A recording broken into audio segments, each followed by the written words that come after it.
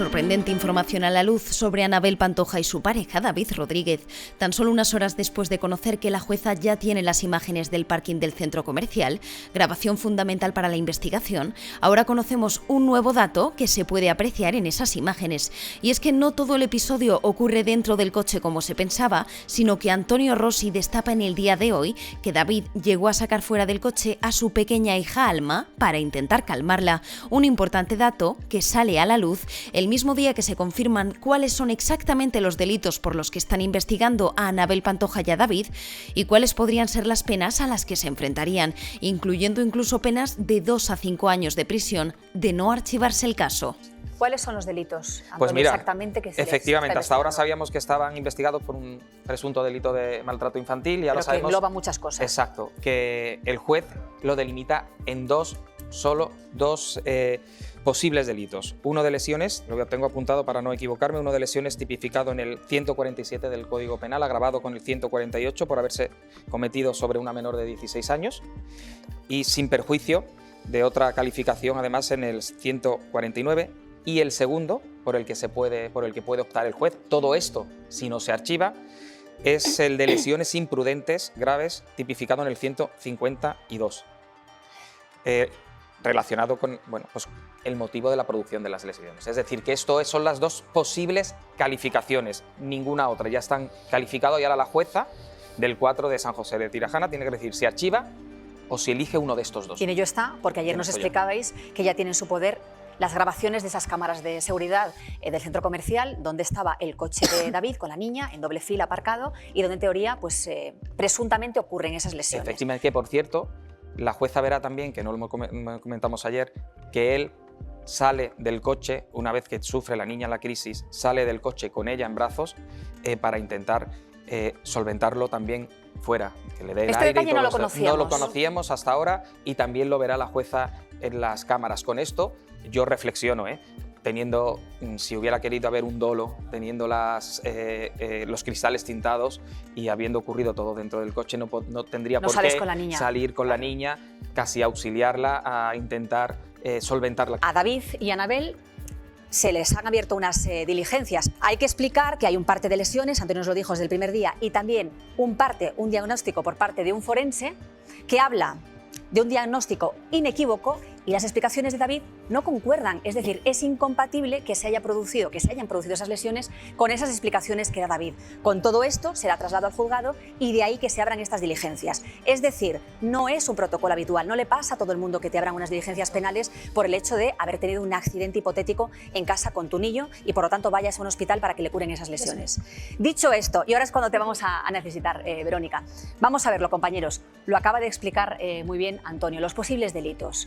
Un delito de lesiones agravado o un delito de lesiones imprudentes graves.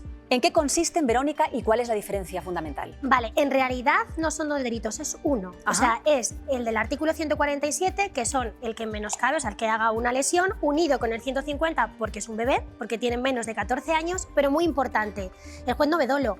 Lo que el juez está estudiando es si se puede calificar como una imprudencia grave. Entonces, realmente es un delito de lesiones a una menor, perdón, pero en la modalidad imprudente, es un único delito. ¿Qué ocurre? Que el Código Penal solamente castiga la imprudencia grave, lo veis aquí, delito de lesiones imprudentes graves, es decir, no toda imprudencia da lugar a una responsabilidad penal. ¿Depende de las lesiones, de la gravedad de las lesiones? No, depende de tu deber de cuidado. Pongamos un ejemplo, imaginaos que se te cae un bebé, que un bebé se te cae y tienes la malísima suerte de que se lesiona o incluso de provocarle la muerte. Eso no tiene por qué llevar consigo una respuesta penal.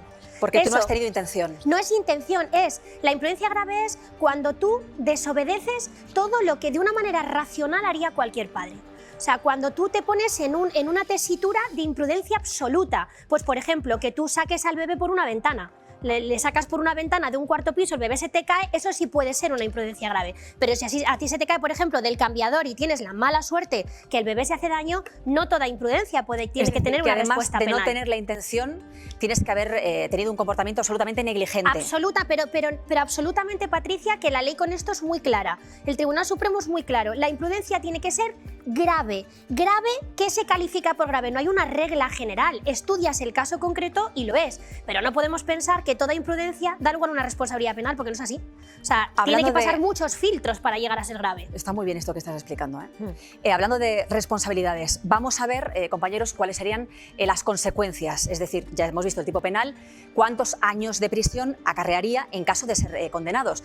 Habíamos puesto dos supuestos teniendo en cuenta lesiones Claro, y sí. las imprudencias, pero explícanos, en este primer supuesto, de 2 a 5 años de prisión. Claro, es 2 a 5 años porque el Código Penal, el 147, dice que están castigados con pena de prisión de 3 a 6 meses o multa, es decir, es sustituible por multa, salvo que las lesiones se causen a alguien menor de 14 años. Que es el Por eso caso. te suben de 2 a 5.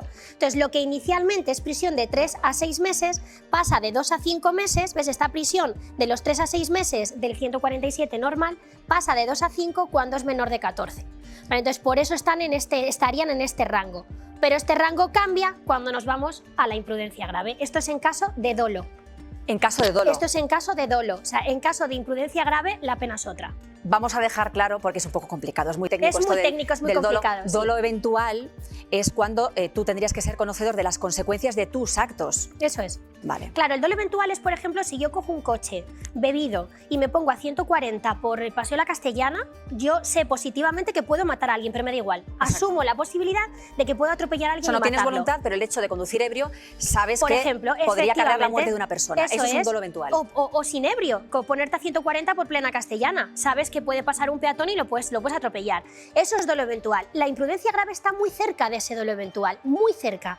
Lo único que diferencia el dolo eventual de la imprudencia grave es que en la imprudencia grave no lo asumes, no lo piensas. No piensas que le puede pasar eso, y en el dolo eventual sí, lo piensas y te da lo mismo. O sea, lo que vemos es que está muy perfilado. Muy lo perfilado. Que ha ocurrido. Se tiene que investigar, en ello están, con testificales, entiendo que con conversaciones de WhatsApp, con fotografías a lo mejor de la niña antes de esa crisis de la que hablaba Anabel, pero está claro que desde el punto de vista jurídico lo tienen todo muy focalizado. Pero te hago una pregunta, esto es un hipotético, ¿eh? Sí. Igual que las lesiones, que como sabes jamás hemos entrado ni vamos a entrar aquí en Vamos a ver. En caso de que ellos hayan acudido al hospital y no hayan referido realmente lo que sucedió, es decir, llegan con un bebé que presenta una serie de lesiones, pero no han dicho la verdad respecto al origen, a la maniobra que le podría haber provocado esas lesiones. ¿Eso no es un delito? No para empezar, porque ellos han declarado, o por lo menos la información que tengo, como investigados, entiendo. Correcto. Si declaras como investigado, tú puedes dar la versión que tú consideres que Lo que tienes ocurre que dar. es que la primera versión que dan cuando llegan al hospital, que por eso le abren las diligencias, no casa con lo que luego determinan los médicos. Eso formará parte de la investigación, pero no van a meter a nadie un delito autónomo, o sea, no le van a meter una falta de colaboración por la justicia, por decir algo. O sea, eso no va así. O sea, lo único que el juez en la sede de instrucción se puede preguntar por qué esa versión no coincide y puede, digamos, que alargar un poco el proceso. Pero quiero decir, o sea, la imprudencia grave no va a depender de que mienta o no mienta la declaración inicial.